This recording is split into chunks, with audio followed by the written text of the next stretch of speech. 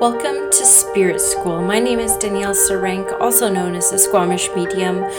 I am the host of your Spirit School, where I will share all the lessons and learnings that I have uncovered through my intuitive development and mediumship development journey. I am a professional psychic and medium, an intuitive teacher and mentor, and I look forward to walking alongside you on this journey. Thank you everyone for coming to Spirit School again. This is a new segment I wanted to incorporate into Spirit School, which is simply a pep talk with Danielle. I have noticed I go on tangents on Instagram with things that I am so passionate about speaking about. And so I wanted to incorporate little mini episodes that just share the spiritual philosophy around some of our most common fears in this human experience and on the spiritual and mediumship development journey. So enjoy the first pep talk with Danielle. Being,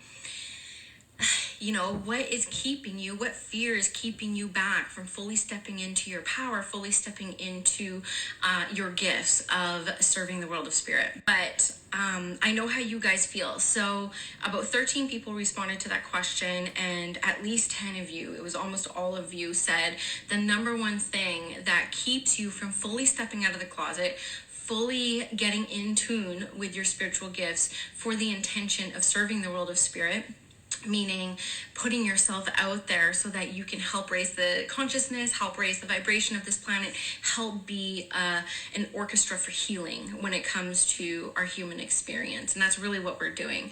And the number one fear was judgment. It was literally judgment of what other people will think of you. It was judgment of people thinking that you're a fraud. I totally get it. I am very vulnerable on my podcast around my journey around this. Like, I didn't come out of the closet for almost 4 years because I was so concerned around my reputation, especially trying to build a reputation in the corporate world for the first time as an adult. Right. And I felt like there was so much tied into my name, so much tied into the work. And it was painstaking, and it kept me in analysis paralysis, quite frankly. It's like I knew I had these gifts. I knew it lit me up. I knew it brought me more joy than anything else could possibly give me. But was I willing to risk my reputation on this path? And the answer is yes, because here I am today. But I totally get it.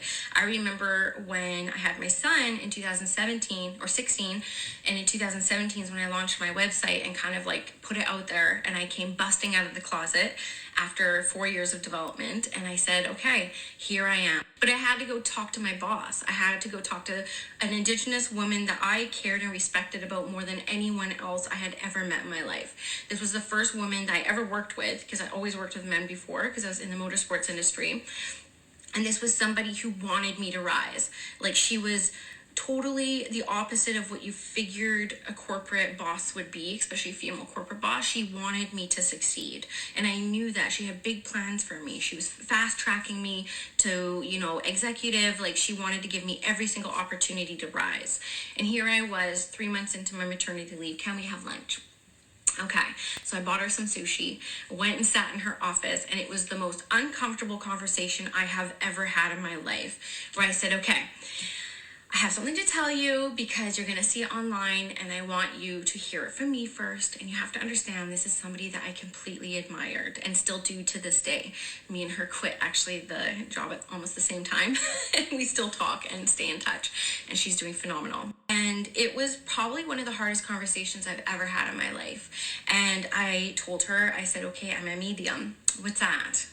Well, it means XXX. And you have to understand, at this point, I've been doing practice readings for 3.5 years. So I wasn't quite out there yet. And I was still kind of unsure what my role was with my gifts. Like, what is my role? What does Spirit want for me? I was still trying to flesh all that out at that time too. She wasn't not supportive, but I definitely left that experience with a little bit of regret. I'm like, wow, I don't know if that could have gone worse. She was just like, okay, yeah, whatever. whatever. She was so uncomfortable, and she still is. I still Zoom with her every once in a while. But the fact of the matter is, not everyone believes in what we do, and it is not our position or our place to try to convince anyone otherwise. What we have to do is continue to show up authentically, continue to show up in the world, really with a desire, really with intention, and really with a clear conscience. Like, I know I have this gift for a reason. I don't doubt that. I have this ability for a reason. And even though I didn't know what that was at that time, I knew it was important enough to show up in the world fully as myself. And that's how I decided to kind of come out of the closet. My first experience was a very awkward one, and the rest didn't matter because I got through that first one. Somebody I respected more than anything else in the world. My parents were funny because, they have changed a lot as they got older and as they entered retirement. My dad is very spiritual. So is my mom. She's very into this kind of stuff now. We've been, we used to watch John Edwards together when I was a teenager. And so we were always open to mediumship. But when I stepped into being a medium, I was very nervous to tell them without a doubt. And last year when I quit my job for the first time, and I quit my job a few times, the first thing my dad said to me, and he's really funny, he was like, "Oh my God, we're going to be homeless." Like, literally, that was his reaction. We are going to be homeless. Like, because I was giving up my big corporate job to do this work full time. And I just burst out laughing. I was like, "Dad, we will always have a roof over our head. Don't worry." The first time I told my husband I'm a medium, about 6 months after my first child was born, the first thing he said to me is, "You're not going to quit your job, are you?" Right? Judgment. And so I had this story with me for the next 7 years that I am not supported doing this work full time.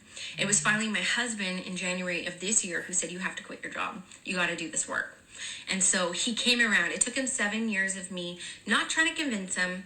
I'm not trying to get him involved in what I'm interested in. I'm the one who's changed. He's the one who's kind of stayed the same. So we're just like growing together as best we can. But he came around, and he came around to a point where he trusted me so much with my gifts that he gave me his full blessing to take the risk, make the leap, walk through my fear, embrace courage, and here I am today.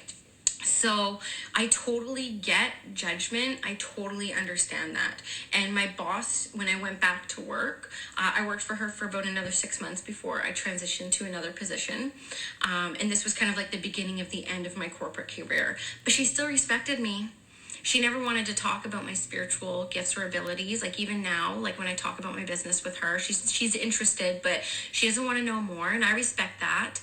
But I still show up and talk about what I'm passionate about, because if I don't share my passion, what am I doing? Like, what am I doing with my life? Who would want to talk to me?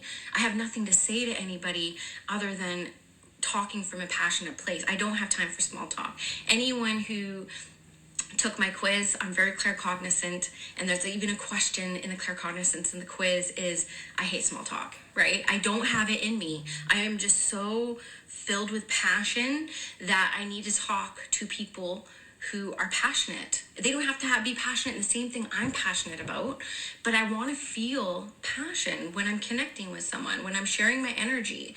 And, this is all about energy. It's, what you give out is what you receive. And now I only attract people who are extremely passionate in their lives. And they're passionate about totally different things. Some people are totally passionate about fitness. Other people are very passionate about animals. Other people are just like passionate about passion.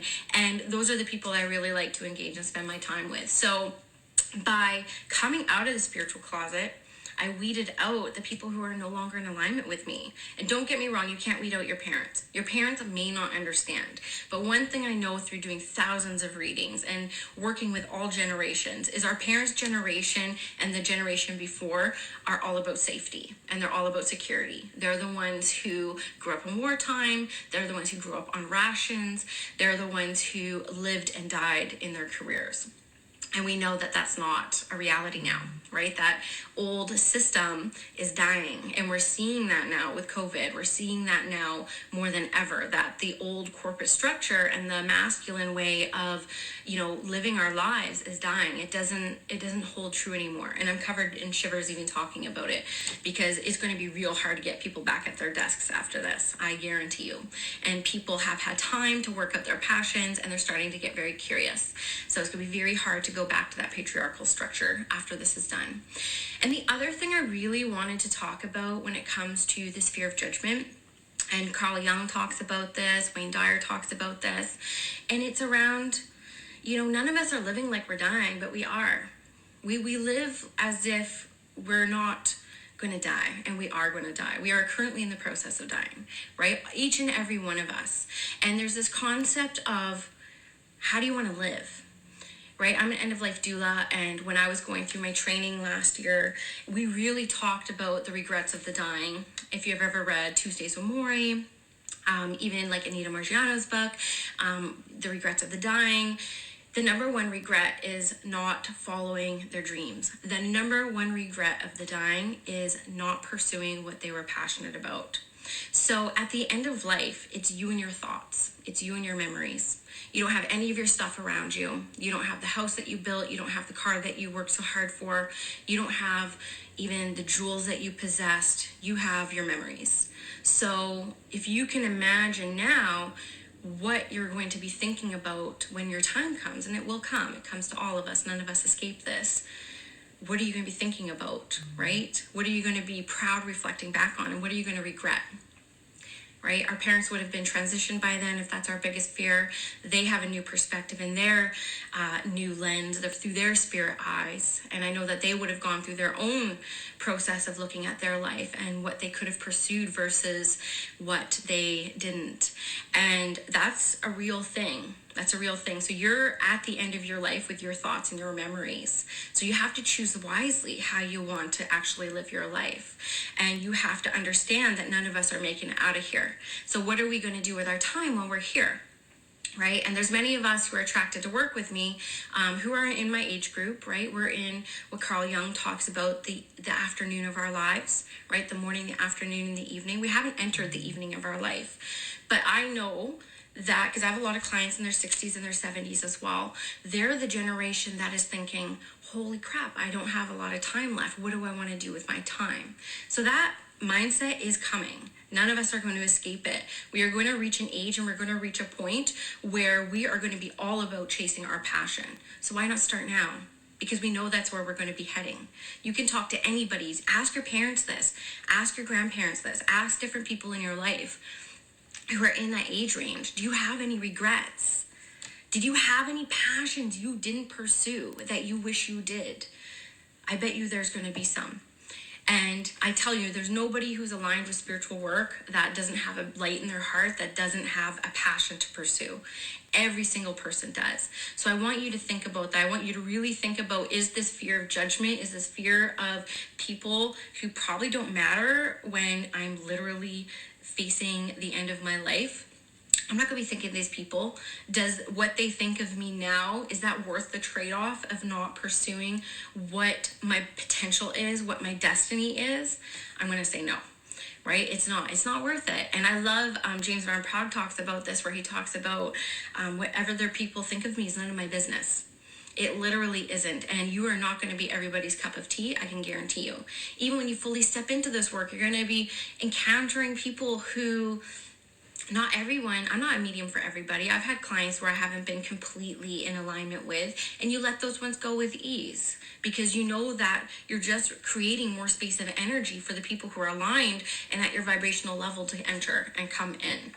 So it's a real fear. I'm not going to try to belittle it and say it's not a fear, but sometimes with fears, you don't get over them, you just walk through them.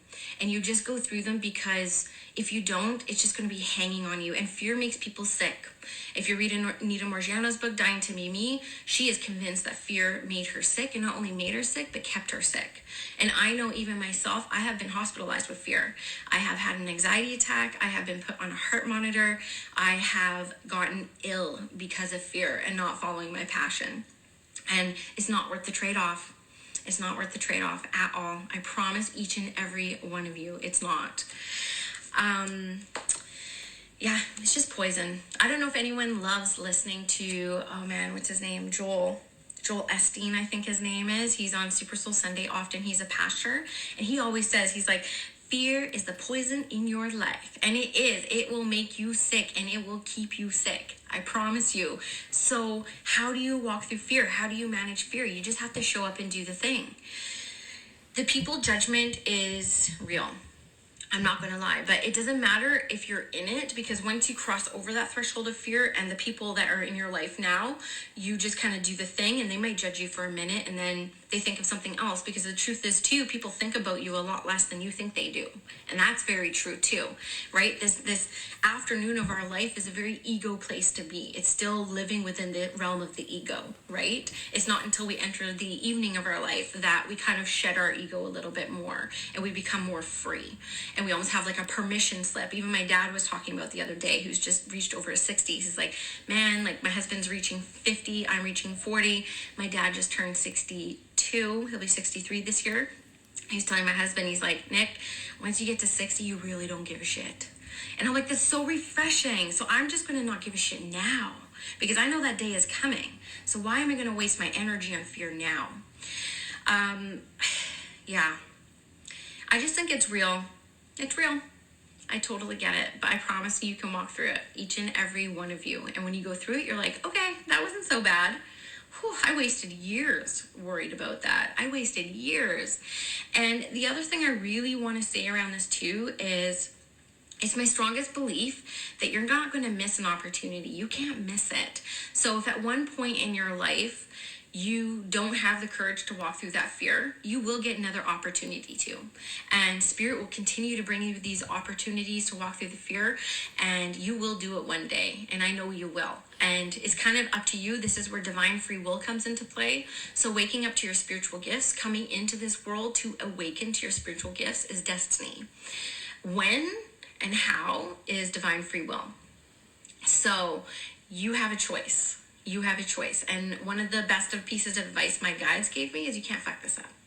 I promise you, you cannot make a wrong decision. You will make decisions that will create more flow and abundance, and you will make more decisions that create you suffering, right? And suffering is all tied up with the ego as well. And it's very self-inflicted.